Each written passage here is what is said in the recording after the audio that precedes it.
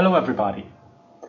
In this video I'm going to teach you how to implement the adapter design pattern in C# and Visual Studio. This is a very beautiful pattern, yet some developers have some difficulty understanding it. So in this example, in this demo, I'm going to teach you how to implement it, and I'm going to teach you all about it in a very simple example.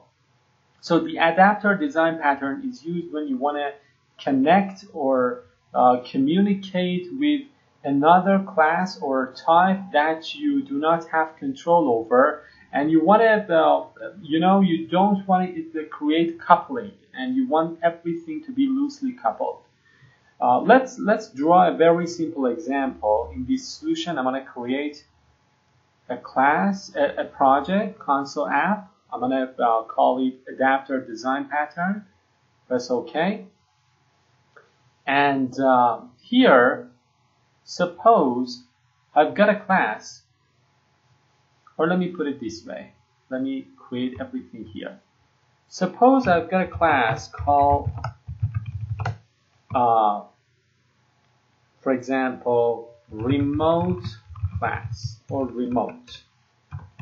And this class has a very simple method called print message, and the console.write line something like message from remote. Alright, so now suppose this class was developed by another person and we do not have the code, we cannot change anything, and we just want to use this without creating a coupling with our own class, which I'm gonna call client. So in this client class, I have a method called call method, call remote, for example. So the first thing that comes to mind is to just create a type of remote here, right? And then do what? And then do this, right?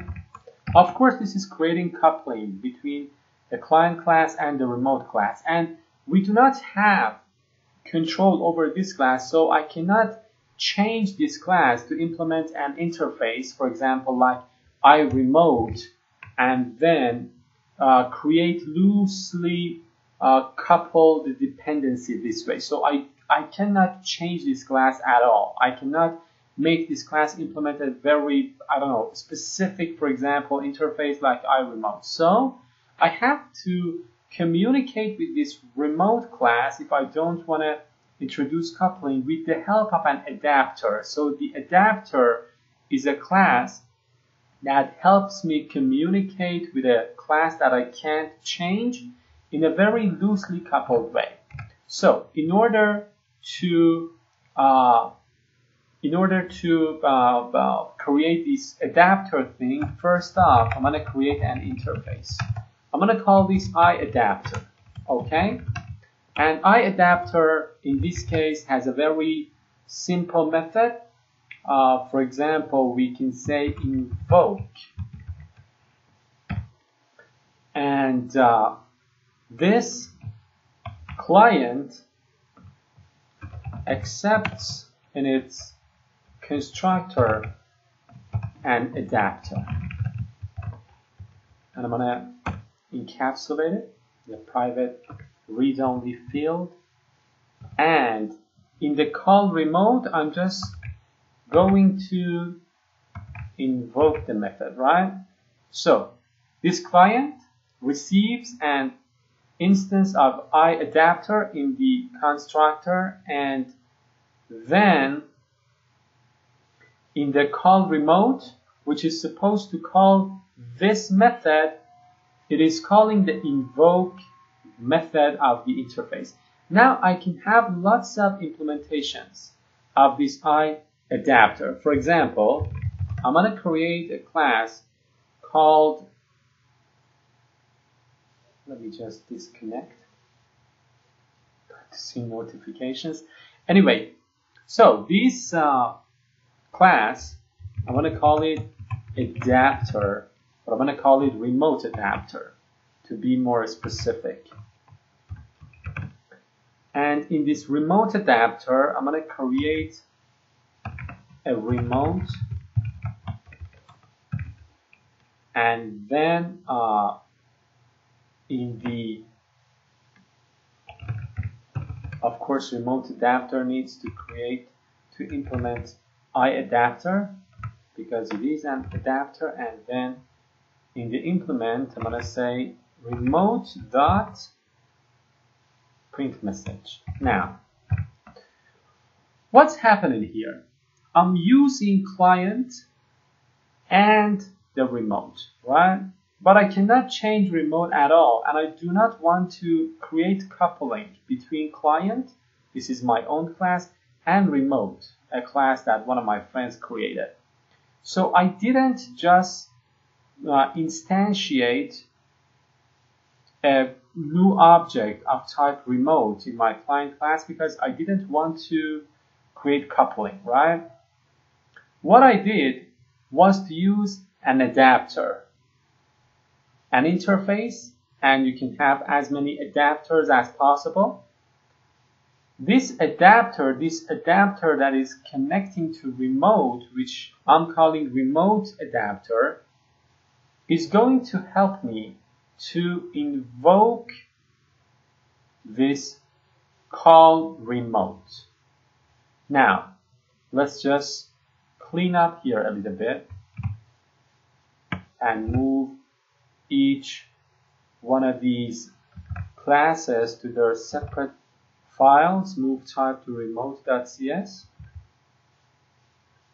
Remove type to, there we go.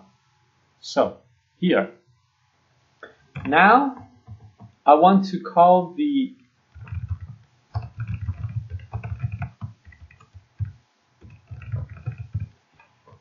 print message, right, of the remote from my client code. So I'm going to comment this out and I'm going to say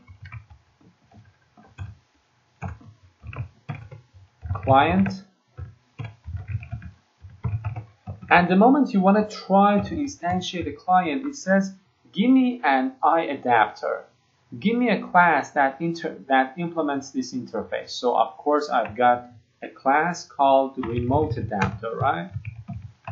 And I'm gonna call it, let me call it something better because I'm a little bit obsessed with naming. So I'm gonna use remote adapter in this case, and then with the help of this remote adapter, I'm gonna connect to the remote class. How? I can say client dot call remote, and then I'm gonna keep the window open. All right, console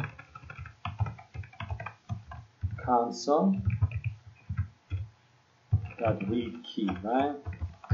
Remember, the call remote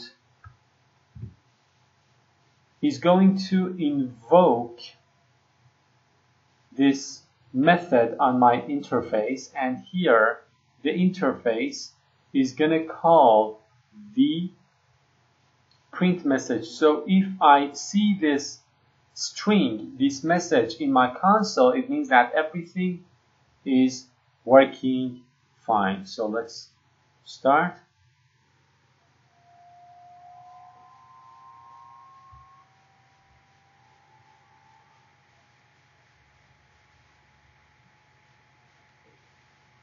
Yeah, message from remote. Here we go. Let's recap and then wrap up this video. I wanted to communicate from my client code that I have total control over with a class called remote that I cannot change at all. I cannot make this class implement an interface. If I could, I didn't need the design pattern. I could just make remote implement an interface, and then I could inject an instance of that interface in my client code in the constructor like this, and everything was fine. But the problem is that I cannot change this. So I can use an adapter. An adapter is like a communicator. It's like a bridge between the client and the remote. For having even more loosely coupled code, I have created an iAdapter interface with a single method invoked, which will of course call this print message in the end, and then I'm gonna implement that interface in an iAdapter. Again, pay attention to this part. I think it is very important. I didn't accept a remote adapter in the client code. I'm making the code even more loosely coupled. I'm gonna inject an interface, right?